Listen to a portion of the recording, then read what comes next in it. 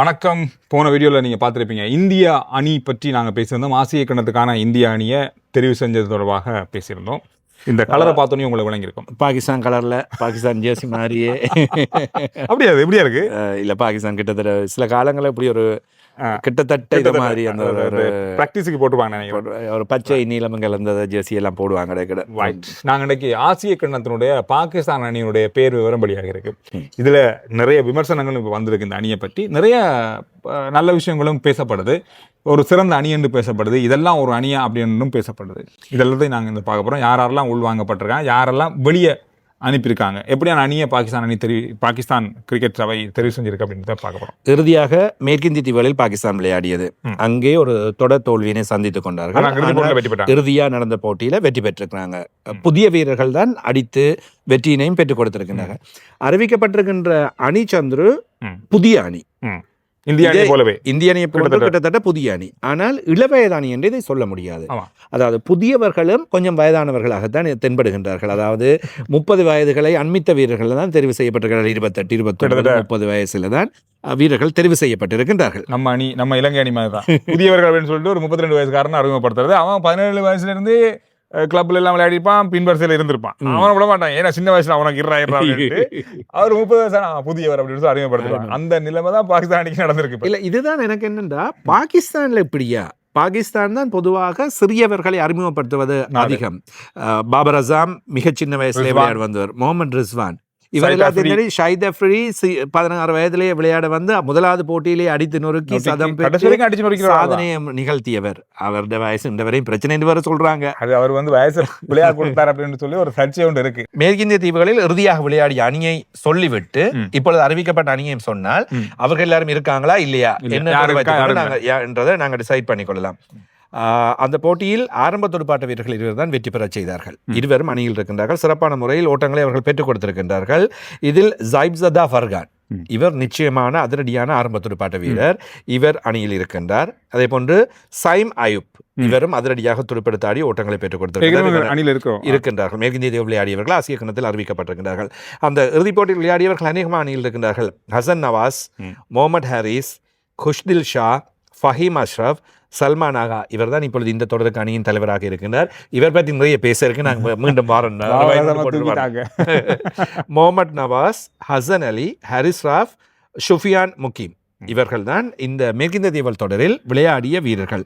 அதே போன்று இப்பொழுது அறிவிக்கப்பட்டிருக்கின்ற இந்த அணியில் இருக்கின்ற வீரர்கள் சைப்சதா ஃபர்கான், ஷாயிம் அயூப், ஃபகார் ஜமான் உபாதையில் இருந்து அணிக்குள் வந்திருக்கின்றார். இவர் நீண்ட காலமாக அணியில் இருக்கின்றார்.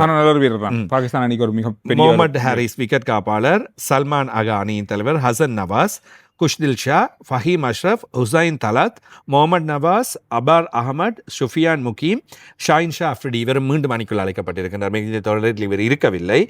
ஹாரிஸ் ராஃப், ஹசன் அலி, முகமது வசீம், சல்மான் மிஸ்ரா இவர்கள் தான் அணிக்குள் இப்பொழுது உள்வாங்கப்பட்டிருக்கிறார்கள். இதில் முக்கியமான இருவர் இல்லை. பாபர் அசாம், ரிஸ்வான், முகமது ரிஸ்வான் இவர்கள் இருவரும் நீக்கப்பட்டிருக்கின்றார்கள்.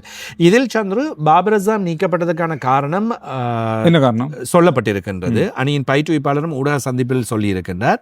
இவருடைய ஸ்ட்ரைக் ரேட் போதாது, அதாவது இவர் பந்து வீச்சுக்களை அதிகமாக எடுக்கின்றார்,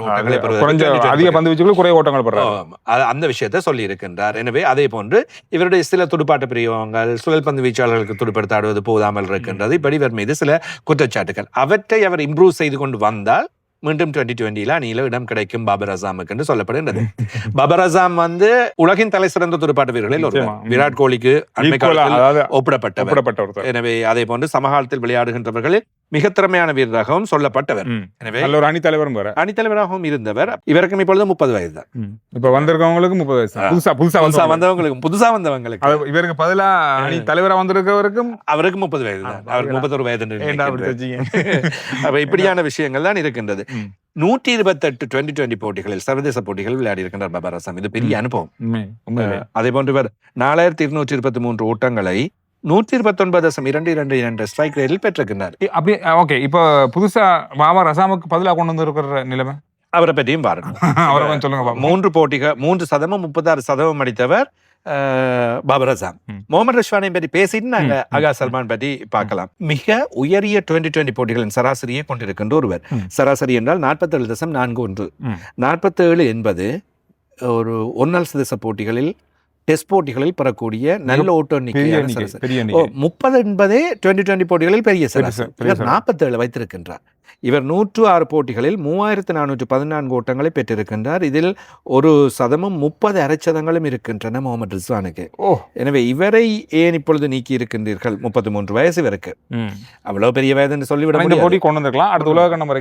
விக்கெட் காப்பாளர், நல்ல தலைவராக இருந்தவர். எனவே இவர்களின் நீக்கம் என்று பார்க்கின்ற வேளையில் ஏதோ ஒன்று இருக்கின்றதோ, ஒரு பிரச்சனை இருக்கின்றதோ என்றும் எண்ணத்தோன்றுள்ளது. நல்ல அணித்தலைவர் இவர் தேவை என்றுதான் அணித்தலைவராக ஒருவரை நியமித்திருக்கின்றார்கள்.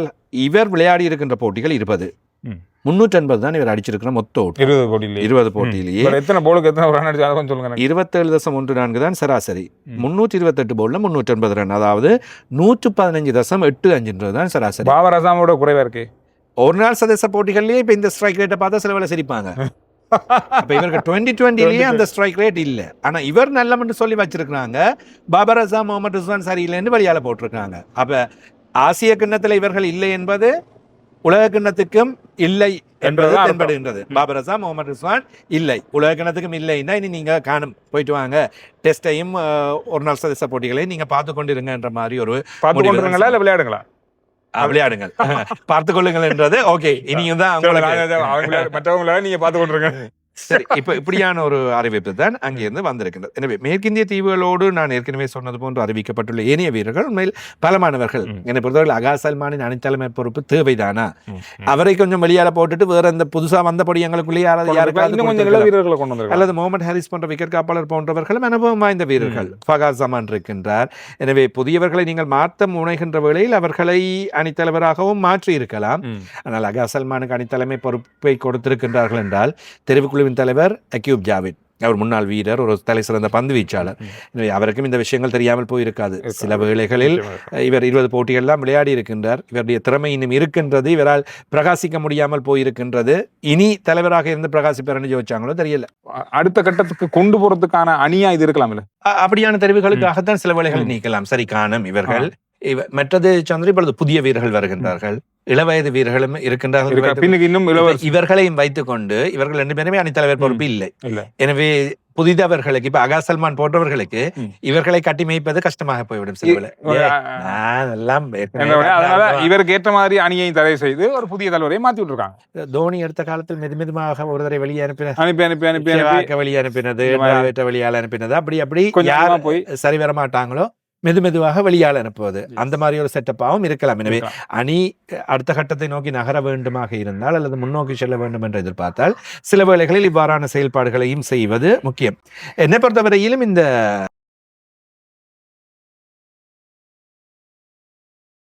ஃபர்ஹான் இவர் கொஞ்சம் இந்த ஆசிய கண்ணத்தில் பாகிஸ்தானுக்கு கை கொடுக்கக்கூடிய வாய்ப்பு நிறைய இருக்கு. ஏனையவர்களுக்கு ஒரு டேஞ்சரஸாகவும் இருக்க போகின்றார் போன்று தென்படுகின்றது. இவரை கொஞ்சம் அதிகமாகவே நல்ல முறையில் இவர்கள் பேசுகின்றார்கள். இவர் இறுதியாக விளையாடி 6 போட்டியில 3 மேன் ஆஃப் தி மேட்ச் எடுத்திருக்கிறார். அதனால இவர் கொஞ்சம் டேஞ்சரஸாக இருப்பார் என்றும் சொல்லப்படுகின்றது. பிக் பேஷ் லீக் போன்ற போட்டிகளுக்காகவும் இவர் சேர்த்துக் கொள்ளப்பட்டிருக்கின்றார் என்று சொல்லப்படுகின்றது. புதியவர்களாக வந்திருக்கின்றவர்களில் சல்மான் மிஸ்ரா, அகமது டேனியல், அபர் அகமட், ஷுஃபியார் முகீம் இவர்கள் எவ்வாறு விளையாடுகின்ற வாய்ப்புகள் இவர்களுக்கு கிடைக்குமோ தெரியவில்லை. ஆனால் இவர்கள் எதிர்காலத்தில் முக்கியமான வீரர்களாக இருப்பார்கள் என்றும் அதிகமாக பேசப்படுகின்றது. இப்ப என்ன நடக்கணும்னு சொன்னா, இப்ப இந்த அணி பற்றி நாம பேசிட்டோம். இந்த அணியில நிறைய நாம சொன்ன மாதிரி பல எங்களுக்கும் விமர்சனம் இருக்கு, உங்களுக்கும் விமர்சனம் இருக்கு. நீங்க நிறைய வீரர்களை இதுல மிஸ் பண்ணிட்டு இருக்கீங்க. அதாவது இந்த வீரர்களை எடுத்திருக்கலாம் அப்படின்ற ஒரு எண்ணம், ஆசை உங்களுக்கு இருக்கு. யாரை இந்த அணில இருந்து எடுத்தது உங்களுக்கு விருப்பம் இல்லை, கவலை? யாரும் இந்த அணில பாகிஸ்தானில நீங்க மிஸ் பண்றீங்க அப்படின்ற கருத்துக்களை சொல்லுங்க. யாரை எடுத்திருந்தா நல்லா இருக்கும் அப்படின்ற பேரையும் இதில் சொல்லுங்க. அதே போன்று சந்துரு, இந்த அணி ஆசிய கிண்ணத்தில் என்ன செய்யும்? எப்படி இப்ப நாங்கள் ஏற்கனவே சொன்னது போன்று பாகிஸ்தான், இலங்கை போன்ற அணிகளுக்கு எல்லாம், இந்தியா, இலங்கை, பங்களாதேஷ் போன்ற அணிகளுக்கு இது டஃப் கொடுக்கக்கூடிய பாகிஸ்தான் அணியாக இருக்குமா? நீங்க சொல்லுங்க, யோசிப்பாங்க. நீங்க என்ன நினைக்கிறீங்க அதை பத்தி? என்ன பொறுத்த வரைக்கும் நான் ஆரம்பத்திலே சொல்ல ஒரு விஷயம் இருக்கின்றது. பாகிஸ்தானை பொறுத்தவரையில் இப்பொழுது நாங்கள் எதிர்வு கூறல்களை சொல்வது என்பது கஷ்டம். கடந்த காலங்களில் இருந்தே இவர்கள் எப்பொழுதெல்லாம் பெரிய இவங்க வெல்ல மாட்டாங்கன்னு யோசிக்கிற நேரம் எல்லாம் வேர்ல்ட் கப் ஃபைனல் வரையும் வந்துருவாங்க. அப்படியான ஒரு அணி தான் பாகிஸ்தான். ஆனா இந்த அணியை பொறுத்தவரையில எனக்கு தெரிஞ்சு நாம நேற்று கலைச்ச அல்லது இந்தியா கொண்டு வந்திருக்க வீரர்களை ஒப்பிட்டு பார்க்கும்போது இது 2வது அணியா நான் பாக்குறேன். பலமாக இருப்பார்கள். அதாவது புதிய வீரர்கள், இவர்கள் ஏதாவது செய்து காட்ட வேண்டும் என்ற பலம் இவர்களிடம் இருக்கும். எனவே புதிய வித்தியாசமான நுணுக்கங்கள் இருக்கலாம். ஏற்கனவே நாங்கள் வளமையாக இவர் எல்லாம் ரெடி பண்ணி கொண்டு போய்க்க, இவங்க புதியவங்க, இவங்களுக்கு என்ன வீக்னஸ் இருக்கும், என்ன பலம் இருக்கும் என்றது இதர அணிகளுக்கு தெரியாது. சில வேளைகளை அடித்து நொறுக்கி விட்டும் போய்விடுவார்கள். நிறைய இருக்கு. இதை பார்த்து இலங்கை அணி என்ன செய்ய போகுது அப்படின்றத எனக்கு ஒரு மைண்ட்ல ஓடிக்கொண்டிருக்கு. இந்திய அணி ஓகே, ஏற்கனவே அவங்க பலமா தான் இருக்காங்க. அடுத்த வருஷம் பார்த்தா எனக்கு தெரிஞ்சது பாகிஸ்தான், சில வேளையில பங்களாதேஷ் என்ன செய்ய போறாங்க, ஆப்கானிஸ்தான் என்ன செய்ய போறாங்கன்றதெல்லாம் இருக்கு. இப்ப எனக்கு தெரிஞ்சு இலங்கை அணி என்ன செய்ய போறாங்க அப்படின்றது இப்ப அடுத்து வரப்போற போட்டியை வைத்துக் கொண்டுதான் நாம கணக்கெடுக்க போறோம். ஒரு நல்ல விஷயம், ஜிம்பாப்வேக்கு எதிரான ஜிம்பாப்வேக்கு போறாங்க. அதனால ஆசிய கிண்ணத்துக்கு முதல்ல எங்களுக்கு டீம் தெரிஞ்சிடும். இல்லன்னு சொல்லி எங்களுக்கு தெரியும். இல்லன்னு எப்ப சொல்லுங்க அறிவிப்பாங்க. பிளைட் மாதிரி போவாங்க தானே, அங்க போய் சில வேளை பிளேன் பறந்து கொண்டு வரைக்கும் எங்களுக்கு டீம் அப்பதான் வரும். அப்படியான ரகசியங்களை போடக்கூடிய அணிதான் நம்ம இலங்கை அணி. இப்ப பயிற்சியில் ஈடுபட்டு இருக்காங்க. அப்படி சொல்ல மாட்டாங்க, சொன்னா அது பிரச்சனை ஆயிடுவான். தெரியல. அதுக்கு எப்பவுமே சொல்ற விஷயம், அமைச்சர் இன்னும் கையெழுத்து போடல சொல்லிடுவாங்க. அப்ப நாங்க கேட்டிருக்க முந்தியெல்லாம், சரி அமைச்சர் கையெழுத்து போடல என்ற அணியாவது அனுப்பி வைங்களேன், நாங்க ஏதாவது செய்வோம். அணியெல்லாம் தெரிவு செய்து அவங்க எல்லாம் கோட் ஷூட் எல்லாம் தச்சு கிச்சு போயிடுவாங்க.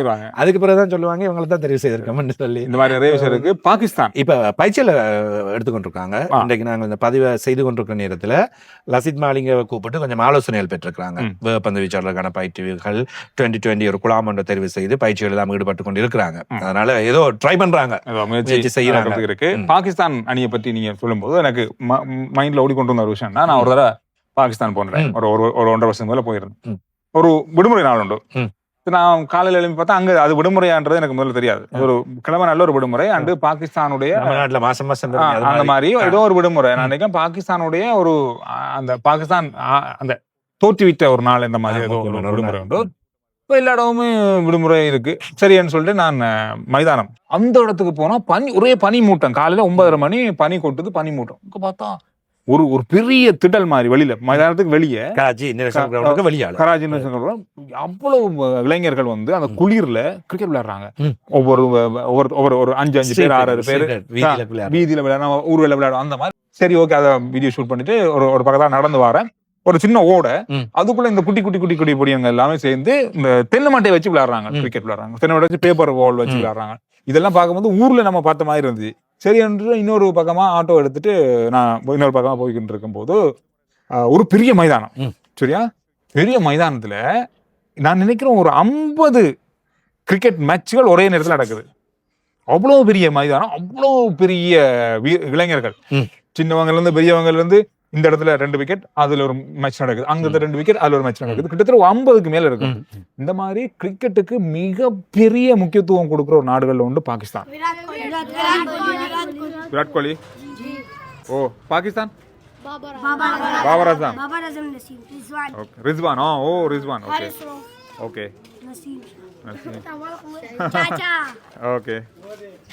அதனாலதான் அந்த சின்ன வயதிலேயே கிரிக்கெட் அவர்களுக்கு ஊறிவிடுது. இப்ப நாங்க இப்ப கழிச்சு கொண்டிருக்கோம் தானே, சின்னாக்கள் இல்ல, கிரிக்கெட்ல இல்ல, வளர்றாங்கல்ல என்று. சந்திர இருக்கா 2008ஆம் ஆண்டு ரிவைண்ட் பண்ணி பாருங்க. எங்களை எல்லாம் கொஞ்ச நாள் வீட்டை இருத்தி வச்சிருந்தாங்க. அந்த டைம்ல எங்களுக்கு வேலை பொழுதுபோக்கு தானே, பொழுதுபோக்கு. ஆனா கிரவுண்ட் தேடி தெரியும்.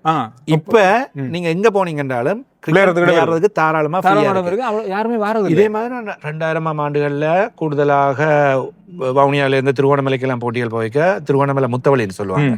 எக்கச்சக்கமான பேர் பீச்ல விளையாடுவாங்க. மட்டக்களப்பில் அதே மாதிரி, யாழ்ப்பாணத்துல அப்படி கிரவுண்ட் இருக்கு. வவுனியாவில் அதே மாதிரி எனக்கு தெரியும். சின்ன கிரவுண்டுக்குள்ள நிறைய டீம் அங்கங்க மூலையா விளையாடிட்டு இருப்பாங்க. இப்ப போனீங்கன்னா கிரவுண்ட் எல்லாமே மலிஞ்சு போய். இப்படி நாங்கள் விளையாடாமல் இருந்தா எப்படி கிரிக்கெட் விளையாடுறது? கிரிக்கெட் மட்டுமே இல்ல, எந்த விளையாட்டுமே விளையாடுறலையே. நிறைய விஷயம் எங்க ஆதங்கங்கள் நிறைய கொட்டிட்டோம்னு நினைக்கிறேன். நீங்க இந்த வீடியோ பார்த்துட்டு இருக்கீங்க, இந்த மாதிரியான விஷயங்களை பற்றி கருத்துக்களா பதிவிடுங்க. முடிஞ்ச அளவு உங்களுடைய கருத்துக்கள் வரட்டும். நிறைய பேர் வீடியோ பாக்குறீங்க, நன்றி. அடுத்தடுத்து வரப்போற இலங்கை அணி, பங்களாதேஷ் அணி, ஆப்கானிஸ்தான் அணி, UAE அணியினுடைய இது ஹாங்காங் அணியும் இருக்கின்றது. சந்திரன், நான் பொதுவாக அந்த ஹாங்காங், நேபாள், UAE இந்த அணிகள் சம்பந்தமாக எதிர்பார்ப்போடு இருக்கிறது. இலங்கை சார்ந்தவர்கள் வாய்ப்பு இருக்கின்றது. அதே போன்று இந்தியா சார்ந்தவர்கள், தமிழ்நாடு சார்ந்தவர்கள், தமிழ் பேசுறவங்களே இருக்க வாய்ப்பு, தமிழ் பேசுறவர்கள் விளையாடுவதற்கான வாய்ப்புகள் இருக்கின்றது. கடந்த ஆசிய கணத்தில் சென்னை சுழல்பந்து வீச்சாளர் விளையாடி இருந்தார். எனவே மதுரையை சேர்ந்தவர் நம்புகின்றேன். எனவே அவருடைய பெயர் மிக பேசப்பட்டது. இப்படி விஷயங்கள் இருக்கும். எனவே அந்த சுவாரஸ்யமான விஷயங்களை அறிந்து கொள்வதற்கு நாங்களும் அடுத்த வீடியோல நான் உங்களை சந்திக்கிறோம்.